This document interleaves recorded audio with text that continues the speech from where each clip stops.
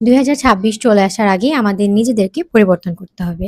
আমরা সকলেই বছরের শেষে চিন্তা করি যে আগামী বছরে নিজেকে পরিবর্তন করে ফেলবো। আর বছরের এই শেষ দুটো মাসই সবচেয়ে বড় সুযোগ আমাদের নিজেদেরকে পরিবর্তন করার জন্য। এই দুটো মাস অলসতায় না কাটিয়ে নিজেদেরকে নতুন বছরের জন্য এবং নতুন আমির জন্য প্রস্তুত করতে হবে। তাই আমি তোমাদেরকে ইন্সপায়ার করার উদ্দেশ্যে 5টি পয়েন্ট নোট করেছি এবং সেটাই তোমাদের সাথে শেয়ার করতে যাচ্ছি।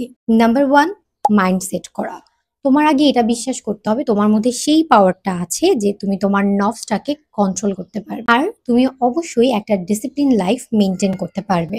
তুমি কিভাবে তোমার সাবকনসিয়াস মাইন্ডটাকে কন্ট্রোল করতে পারো তার জন্য আমি তোমাদেরকে একটা বই সাজেস্ট করতে পারি। এই বইটা চাইলে তোমরা পারচেজ করে একবার পড়ে দেখতে পারো। আই হোপ এটা তোমাদের আসলে অনেক হেল্প হবে।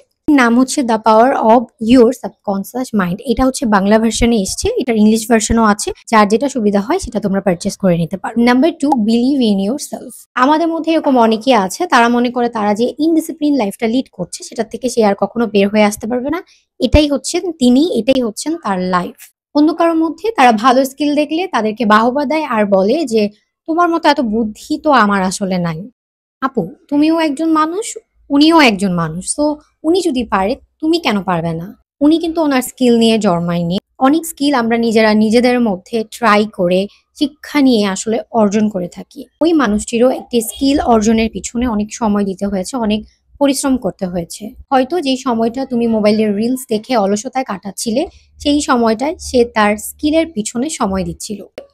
ওই সময়টায় উনি মোবাইল দেখেই কোনো স্কিল শিখছিল। তো আমাদের সবকিছুরই একটা গুড সাইড এবং ব্যাড সাইড আছে।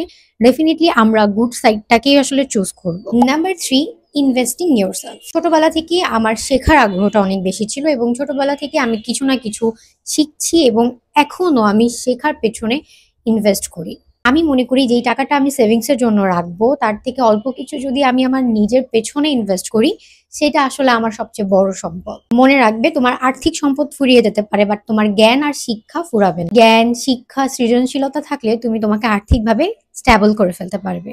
জীবনের কোনো শিক্ষাই ফেলনা না, কোনো না কোনো একটা সময়ে তুমি সেই স্কিলটাকে কাজে লাগাতে পারবে। Number 4, create a mood board. 2026-এ তুমি তোমাকে কোন জায়গায় দেখতে চাও এবং কি কি আসলে তুমি অর্জন করতে চাও সেগুলোর একটা মুড বোর্ড ক্রিয়েট করে ফেলো, যেখানে তোমার সবচেয়ে বেশি চোখ যায় এবং তোমার মাইন্ডকে বারবার রিমাইন্ডার দিবে সেই জায়গাটাতেই তুমি মুড বোর্ডটা সেট আপ করো। আমার সবচেয়ে বেশি ফোন ধরা হয়, তাই আমি আমার মুড বোর্ডটাকে আমার ফোনের ওয়ালপেপারে সেট আপ করে রাখি।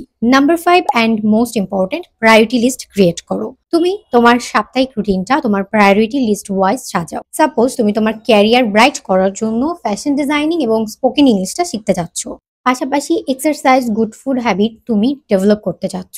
সো ক্যারিয়ারের জন্য যেহেতু ফ্যাশন ডিজাইনিংটা সবচেয়ে বেশি ইম্পর্টেন্ট, তাই তুমি এটাকে প্রায়োরিটি এ লিস্টে রাখো এবং বি লিস্টে রাখো স্পোকেন ইংলিশ, গুড হ্যাবিট বা এক্সারসাইজের জন্য, বা তুমি যেই হ্যাবিটটা আসলে ডেভেলপ করতে চাচ্ছ সেটাকে তুমি সি লিস্টে রাখতে পারো। সারা দিনের বেসিক কাজগুলো করার পরে অবসর সময় প্রায়োরিটি লিস্টের এ নাম্বারটা রাখো।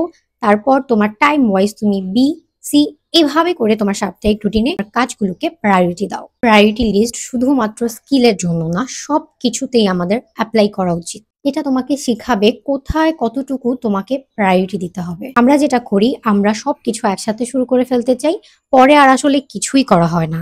এত অস্থিরতার কিছু নাই, অল্প অল্প করে আগাও। এই অল্প অল্প স্টেপগুলোই একদিন তোমাকে বড় কিছু অ্যাচিভ করতে সাহায্য করবে। আজকের ভিডিওটা এই পর্যন্তই। আমি জানি না আমি তোমাদের কতটুকু কাকে ইন্সপায়ার করতে পেরেছি। আমাকে অনেকেই কমেন্ট করো যে আপু তুমি এত কিছু একসাথে কিভাবে করো। আসলে মানুষ চাইলেই সবকিছু করতে পারে। 2026 চলে আসার আগেই তোমরাও নিজেদেরকে পরিবর্তন করে ফেলো, ডিসিপ্লিন লাইফ লিড করা ট্রাই করো। মানুষ পারে না এমন কোনো জিনিস নাই, তুমি নিজেও পারবে। আগে তোমার মাইন্ডকে বোঝাও যে তুমি পারবে। আমি পারলে, আরেকজন পারলে তুমি কেন পারবে না? আজকের ভিডিওটা এই পর্যন্তই। সুস্থ থাকবে সবাই। আল্লাহ হাফেজ।